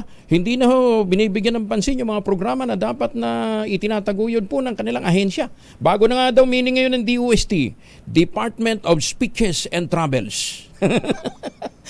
Kaya pala, tahimik sila doon sa issue ng undersecretary na bumiyahe papuntang Amerika, ginastosan ng gobyerno. Aba, kasamang anak. At saka yung kanyang sister-in-law ng kanyang anak. Ano ba naman yan? Ay, susme. Nakakawalang gana na talaga itong Department of Speeches and Travels. Maganda umaga, Pilipinas! Eto, may video ho kami ipapalabas. Ito ho naman ay hindi ho na-hack. Dahil ito ay pinadala ho sa atin ng isang kaibigan natin dyan po sa City Hall ng Maynila. At ang issue ho dito ay isang opisyal na nagsasayaw sa gitna ng sa harap ng kanyang mga empleyado. May hawak na isang bagay na nakalabas mula sa kanyang siper. Kabastos naman ito. Ito daw po ay Manila Sports Council. Minabuti nating itanong muna kay Boy Gonzales bago natin to ilabas kung ito ba iniimbestigahan na ha. RH29 Boy Gonzales, anong latest nito, Boy? Kuya Angel, pinaimbestigahan ng dating empleyado ng Manila City Hall kay Mayor Hani Lacuna ang malaswang pagsayaw ng isang empleyado ng Manila Sports Council o MASCO. Sa pinadalang video ng dating empleyado, makikita ang isang empleyado ng MASCO na tumuntong sa isang weighing scale na may hawak na laruang ari ng lalaki at pasayaw sa harap ng maraming empleyado. Kwento pa ng nagpadala ng video, may mga babae at OJT o on-the-job trainee na nasa loob ng opisina ng MASCO nang magsayaw ng malaswa ang empleyado na isa umanong budget officer. Hiningan natin ang reaksyon at tinawagan ng chairman ng Manila Sports Council na si Ruel de Guzman, pero wala pa itong sagot. Mula sa kauna-una sa Pilipinas, di sa Rich, ito si Boy Gonzales, tuloy-tuloy sa pagbabalita, tuloy-tuloy sa serbisyo, sama-sama tayo, Pilipino. Maraming salamat, Boy. Baka hindi lang alam nitong budget officer na ito na meron tayong Safe Spaces Act. Hindi lang ho yung pambabastos, pagbibigay ho ng mga malaswang paggamit ng mga malalaswang salita o kaya yung mga touchy masyado ng mga meron na ho, may batas ho tayo diyan. Kasama ho itong ganitong klase ho ng display ho ng sa palagay natin nagbibiro ka. Pero di ba? Maging sensitive ho tayo. Meron hong batas na nagbabawal diyan, ha? Safe Spaces Act. Maganda umaga, Pilipinas! Baka nakakalimutan lang ho ng mga nagtatrabaho sa gobyerno. Saklaw ho kayo ng batas na yun, hindi lang ho private sector. Dalawa po naman ang formulation ng family alcohol na pwede natin pagbilian, proteksyon ng pamilya laban ho sa mikrobyo. Yung family 70% ay isopropyl alcohol, especially prepared for clinics, hospital, pharmacies, laboratories. Pero okay na okay din po sa mga households. Very effective yan sa disinfection at sterilization. Ganyan ang bagsik ng family 70% ay isopropyl alcohol. Maghapon man yung gamitin, no problem. Hindi po manunuyo ang inyong mga kamay dahil meron po itong moisturizer. Yun namang mabangong family rubbing compound improved alcohol. Ayan ho yung mabangong isopropyl alcohol na ginagamit ho ng mga masahista, mga barbero, mga doktor, mga nurse, mga komadrona for sponge bathing and other cleansing purposes. Family rubbing alcohol parang DCRH sabok na sa mahabang panahon, mabibili sa namang butik at convenience stores nationwide. Family rubbing alcohol hindi lang pampamilya, pang sports pa. Kay Governor Joseph Buboy Cua ng Catanduanes, binabati ka ni Supremo. Ayan Governor Joseph Buboy Cua, happy birthday. At saka magandang umaga din sa poging civil register ng Banisilan, si dating Municipal Administrator Jornalito Aliado. Magandang umaga ho sa mga suki natin dyan sa Banisilan. Ayan, congratulations ha. Ayan, si Municipal, civil register niya na yun, si Jornalito Aliado ng Banisilan. Kasama muna natin si Attorney Rainer Anthony Millanes, ang Chief ng Compliance and Monitoring Division ng National Privacy Commission. Attorney, magandang umaga po sa inyo. Magandang umaga, Kong Angel. Magandang umaga sa inyong mga tagapakinig. Magandang umaga, Pilipinas. Ayan, ay thank you ha. At saka batiin na rin natin na magandang umaga si President at GM Wick Biloso ng GSIS. Kasi mamaya 10:30 guest din natin siya dito sa studio, attorney. Siya po ay magiging guest natin sa GSIS Ginhawa for All. Meron siyang good news para sa mga pensyonado. Ang pag-uusapan natin hindi ho mga pensyonado. Kulang daw ho tayo sa mga data privacy officer, attorney? Sa mga data protection officers po. Data. Tama po. Sorry. Sorry, data protection. Data protection officer. Kulang na kulang ho tayo. Opo, yan po yung nakikita namin kasi dapat po sa isang organisasyon or sa isang kumpanya, meron po tayo talagang tinatalagang data protection officer. Maging po sa data protection officer, maging po sa ating gobyerno po. Sa mga departamento ng gobyerno, mga NGAs, dapat po meron tayo talagang dinesignate or tinatalagang data protection officer. Ano bang competency ng isang data protection officer? Actually, sa batas po, wala naman po as long as meron siyang kapabilidad upang mag-promote mag-promote ng culture of privacy sa isang organisasyon at nakakaalam po siya sa mga itong mga principles of data privacy, which is transparency, legitimate purpose, and proportionality. And saka po, dapat po ay siya po ang nangunguna para protektahan ang datos ng mga Pilipino na pinoproseso ng bawat organisasyon. Kailangan may accreditation pa from your end, from the National Privacy Commission, or anyone can be hired as data protection officer? Kung Angel, sa mga pribadong kumpanya po, yan po ay management prerogative. So anyone can be designated, anyone can be hired. Sa gobyerno naman po, meron tayong tinatawag na nasa batas po, nasa issuance ng National Privacy Commission na sa government sector po, meron pong mandatory designation of data protection officer in government. Kailangan pa ng parang accreditation from your end para masiguro natin that competent siya. Walang ganon. Sa ngayon po, kakalabas po lang po nung maganda po na hindi naman po nire-require Kong Angel. Pero maganda po na may competency. Actually, kahapon lang po, kakapublish lang po namin nung Data Privacy Competency Program na programa natin sa NPC. So ito po yung mga katulong para matrain po natin ang mga gustong maging data protection officer para lalo po nating mapaigting yung ating pagproteksyon sa datos ng mga Pilipino. Anong baccalaureate program na tinapos nito? Kailangan IT expert siya? O meron siyang bachelor BS Bachelor of Science ba yan, o BA? Hindi naman po, Kong Angel. Kahit ano pong tinapos, basta willing po siya to be trained and to be knowledgeable na mag-lead sa isang organisasyon. Basta po, lang po siya, maka-training lang po siya sa amin, and dun sa mga i-accredit po natin, na ibibigyan po natin ng license na mag-train.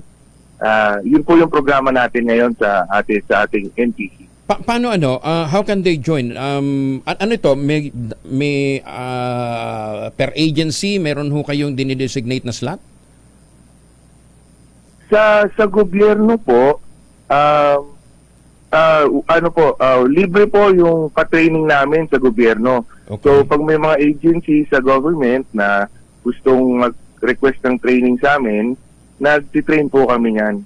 At para po, it is part of our advocacy on data privacy and data protection dito sa komisyon. Kasi yung nakita nating problema, yung nakita nating butas dito nga sa maraming mga agencies na nagkakaproblema ngayon sa hacking, lumalabas walang kung meron man, kulang yung competent officers nila to ensure yung data protection. Yes po, Kong Angel, actually nakikita rin po natin yan. Kasi kung sa totoo lang po, sa gobyerno po, wala po kasing specific pa na posisyon na nakikreate as data protection officer. Ganun? Usually sa government po, ang data protection officer are designated po. Parang concurrent position po siya sa ngayon. Ikaw ba naman, bibigyan ka ng dagdag na trabaho, tapos ang bigat na responsibilidad, pagkaroon ng nag-hacking, ikaw unang tsutsugin, pagkatapos wala kang incentive. Diba? Parang napaka-unfair na nga naman noon, attorney. Kaya nga po ngayon, pinupush rin po natin nagkakaroon po tayo ng mga pag-uusap sa DBM at saka sa CSC para rin po magkapag-create tayo ng talagang specific position for a data protection officer in government po. Yan po yung mga ginagawa natin. May pending request kayo sa DBM or we need a legislation para ma-enforce ito fully, attorney? Pwede po, makakatulong po if may maamyendahan natin yung ating Data Privacy Act of 2012. Kasi mahigit 10 taon na po siya and marami pong development. So maganda po kung ilalagay po natin yan doon, or maganda rin po if papaunlakan tayo ng DBM and ng ating CSC para makapagtuloy-tuloy po yung mga pag-uusap namin tungkol yan. Sa IRR wala yon? Yung dapat ang bawat ahensya masabay, hindi lang nga siguro isang officer, kundi at least a team, di ba? Kasi nakita naman natin kung gaano katatalino din yung mga hacker. Totoo po yan. Actually, sa IRR wala din po, pero totoo po yan. Talagang part po ng teknolohiya, di ba po? Nag-a-advance po yung technology natin.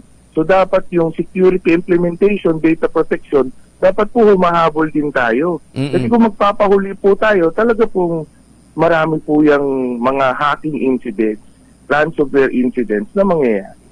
Maganda ito. Sana ho may nakikinig ng mga policy makers tayo ngayon na tingnan itong binabanggit nating posibleng amendment ng Data Privacy Act and isama na, 'di ba?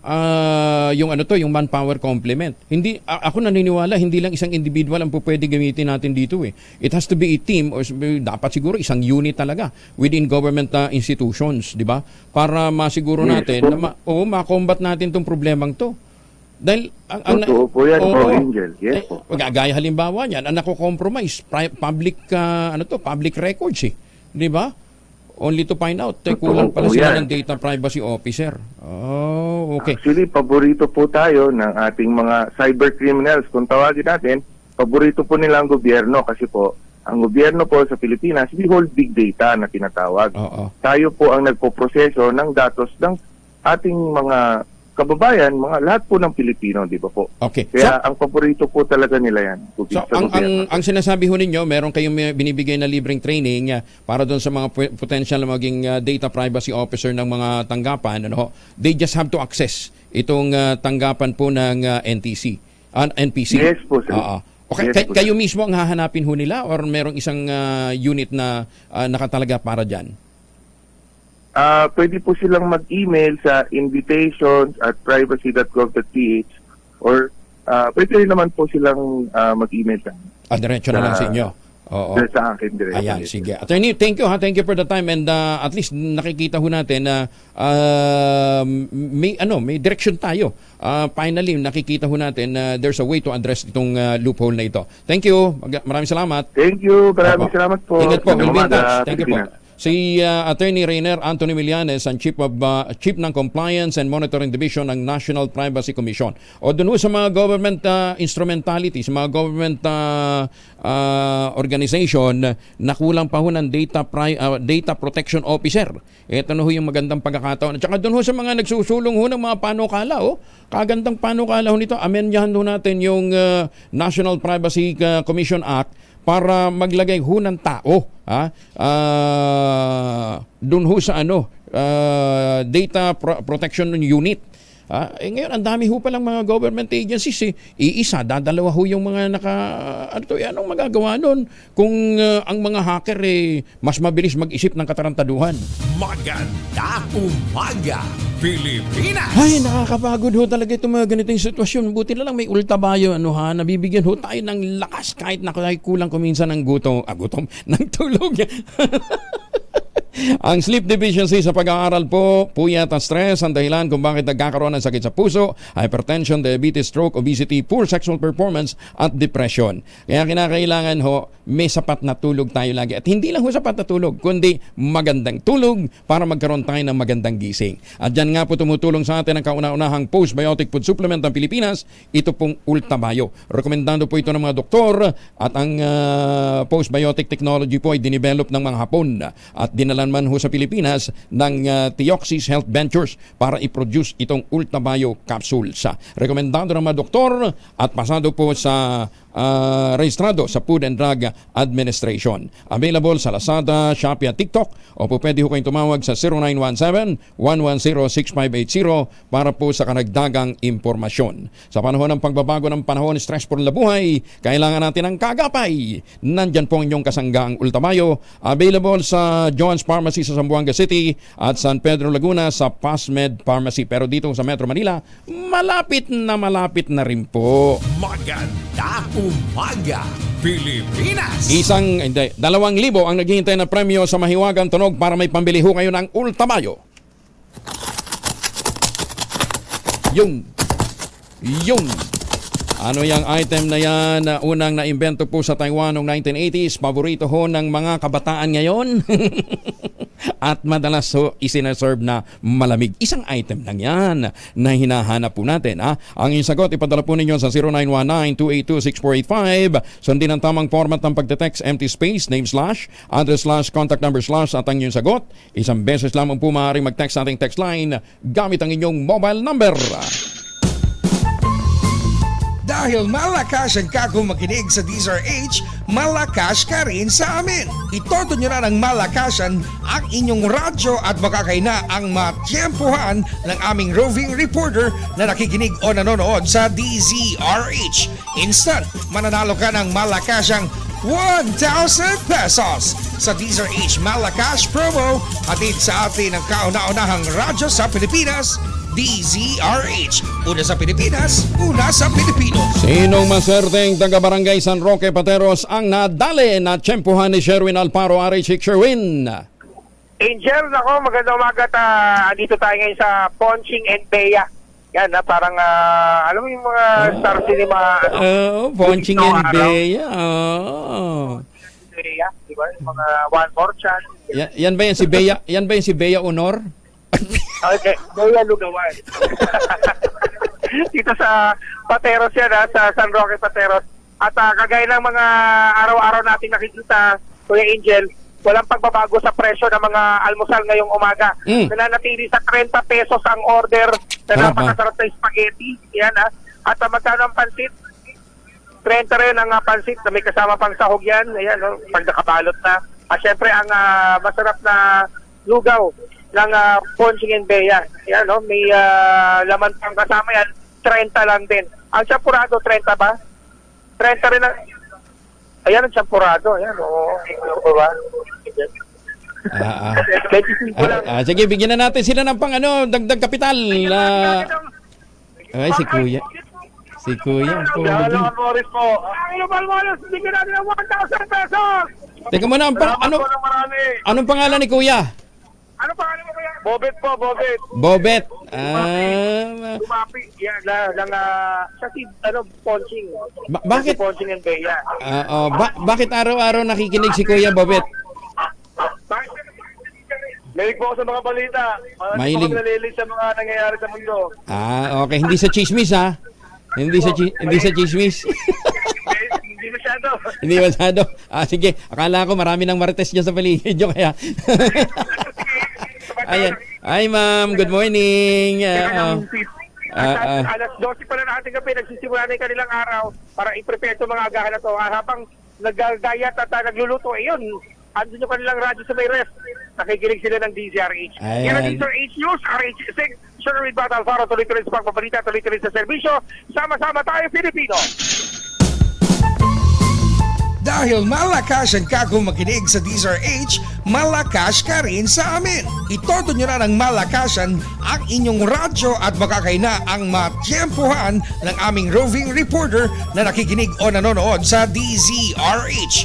Instant, mananalo ka ng malakasang 1,000 pesos sa DZRH Malakas promo, hatid sa atin ang kauna-unahang radyo sa Pilipinas, DZRH. Una sa Pilipinas, una sa Pilipino. PJ Muig Biloso ng GSIS. Magandang umaga ho sa inyo. Ang tamayanan ho ninyo mamaya, 10:30 dito po sa DZRH. Mga pensyonado, meron tayong ibibigay na good news. Ayan, ha? At para ho naman kay Kuya Bobet dyan ho sa Nabotas, baka gusto mo, i-order mo na rin yan ng tangerine chocolate para pwede ho ninyong i-resale. Ano, ha? Ang tangerine chocolate po ay produkto ng mga magniyog dyan po sa lalawigan ng Quezon sa tulong nga po ni Dr. Helen Tan.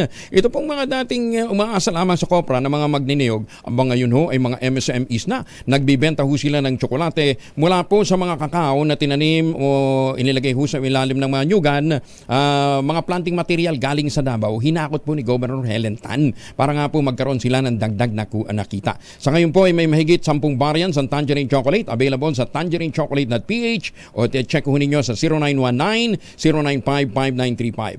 Ang pakiusap nga po ni Dr. Helen Tan, tangkilikin po natin ang mga gawang atin, ang produkto mga Pilipino, kaya para lumakas po ang ating ekonomiya. Tangerine Chocolate, available sa tangerinechocolate.ph at 0919-095-5935. Sino nga ba daw pong magmamalasakit sa ating kapwa magsasaka, kundi ang kapwa Pilipino?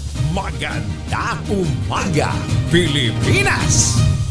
20 units na lamang po natitira dito po sa GA Tower 2. Kaya ano pang iniintay ho ninyo, ha? Ito pa rin ang pangarap na magkaroon ng sariling bahay sa presyong abot kaya. Humabol na ho kayo sa 50,000 pesos all-in down payment na kanila pong alok ngayong pong December ngayong bare months. Makipag-ugnayan sa 0996-501-5555 o sa 0947-434-5555. Ito pa rin ang pangarap na magkaroon ng sariling bahay, lalong-lalo pa dito ho sa Metro Manila. Naku, napakaswerte ho nila nung mga hahabol ho at makakaabil. Dito pong natitira pang mga 20 units dyan po sa GA Tower 2. Ano ho? Ulitin ho natin, kinakailangan puntahan ho nyo siguro ng personal para makita ho ninyo yung mga improvements na ginawa ho ng Westchester Realty dyan po sa kanilang mga proyekto sa GA Tower 2. 20 units na lamang po natitira. Hindi na magtagal ito, maubos na ho. Ano, ha? 0996-501-5555 at 0947-434-5555. Punta na para makahabol pa ho kayo. Isang kalyado naman ang dating Pangulong Digong Duterte ang nagpahayag ng pagtutol sa paglalagay ng confidential fund sa tanggapan ni Vice President Sara Duterte. Ang opinyon ni Attorney Melvin Matibag, naging Cabinet Secretary ng Duterte Administration, ay pinalabas sa isang pahayagan. Ayon po kay Matibag, tutol siya na mabigyan ng CIF ang OVP dahil wala naman sa mandato ng Vice Presidente sa ilalim ng konstitusyon na isecure ang ating common defense. Nilinaw pa ni Attorney Matibag na hindi siya laban kay VP Sara at tinututulan lamang niya ay ang CIF ng mga civilian agencies. Magandang umaga, Pilipinas! Ay, magandang umaga din po kay Abby sa Rimentega, dyan po sa Lucena City sa Quezon. Pinababati siya ni Anthony Vargas. Nabanggit na lang tiyang Quezon. Magandang umaga dito kay Ginoong Alan Yap. Bagyo daw ho ito kay Red Nilo Tamoria ng DNR 4A. Ito ho ay kaibigan nitong si Ryan Go na nagdi-develop ng isang resort na nirereklamo ngayon. Diyan po ito sa may barangay, anong barangay ito? Barangay San Narciso. Hindi, sa isang bayan po, barangay diyan sa Narciso, Quezon. Ito ho palang si Ryan Go, nagtumba ng mahigit 1,000 punong nyog nang walang permit mula po sa DNR at sa PCA. At may 700 bakawan na rin daw po ang naputol. Walang building permit at walang mga dokumento mula po sa mga taga-DNR. Bagyo, ano ha? Ano hong ginagawa dito ng Department of Environment and Natural Resources? Tinatawagan natin si PCA Administrator Bernie Cruz. May formal complaint na hulaban dito sa mga nag-develop na ito ng isang report dyan po sa resort, dyan po sa bayan ng San Narciso, Quezon. Ayan, abatiin na rin natin ang magandang umaga. Yung Vice Mayor naman ng Calapan City, si Vice Mayor Romel Ignacio. Vice, ano daw bang ginagawa ninyo at hindi pa ninyo aprubahan yung mga nakapending na application for development permit? Kompleto na ng dokumento. Yan daw ba'y advice sa inyo ng inyong kaibigang councilor na isa rin pong developer? Pagkita ho ninyo, ang Pangulo, porsigido sa paghatak ho ng mga investor. Ito ho naman, may mga development project na hinahadlangan, Vice Mayor. Ano bang daw kailangan pa? Baka naman nag-iipon ka na ng panahon ng kampanya, para sa kampanya. Maganda umaga, Pilipinas! So, Kuya Angel Angelo Palamones, nag-iwan sa inyo ng isang magandang umaga. Maraming salamat sa inyo walang sawang pagsubaybay, pakikinig at pagtitiwala. Magtanim ng kawayan para sa kalikasan at kabuhayan. Ang ating quote of the day ay mula po kay Mahatma Gandhi. Ang sabi niya, "The earth has enough for every man's need, but not for every man's greed." Vice Mayor, baka naman gusto nyong intindihin ang sinabi ni Mahatma Gandhi. Maganda umaga, Pilipinas!